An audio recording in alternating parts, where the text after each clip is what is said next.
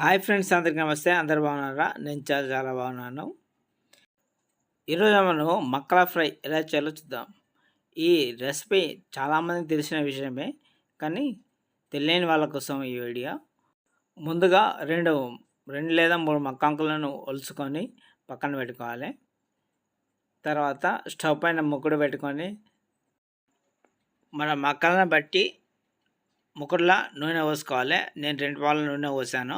2 పాల నూనె వేడయ్యాక మనం ముందుగా ఒలిచి పెట్టుకున్న ఆకులను అందులో వేసుకోవాలి. వేసుకొని ఈ విధంగా కలుపుకోవాలి.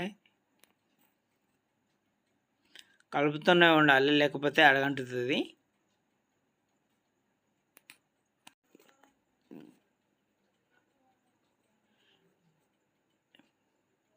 వీళ్ళు చూపించిన ఈ విధంగా కలుపుతూ ఉండాలి. ఇందులో మీకు ఇష్టం ఉంటే అల్లం కూడా వేసుకోవచ్చు, లేకపోతే అల్లం వేసుకోకుండా పర్లేదు.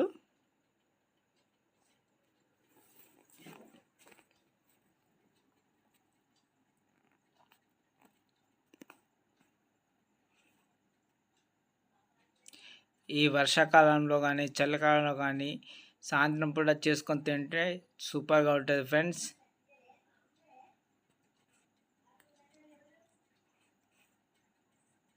సాయంత్రం స్నాక్స్కు చాలా బాగుంటుంది.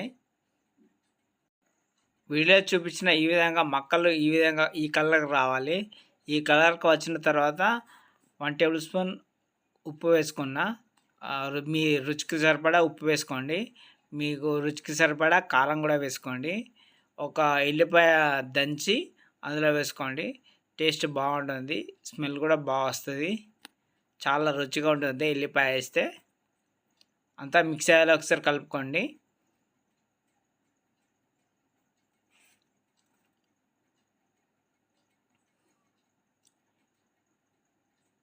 ఈ ఎల్లిపాయ, కారపొడి, ఉప్పు అంతా మిక్స్ అయ్యేలా అంతా మక్కలకు పట్టేటట్టు కలుపుకోవాలి.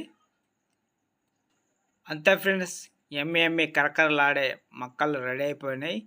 సర్వింగ్ బౌల్లో వేసుకొని సర్వ్ చేసుకొని తినడమే. సూపర్గా ఉంటుంది. ఒకసారి ట్రై చేసి చూడండి. ఈ వీడియో మీకు నచ్చిందని అనుకుంటున్నాను.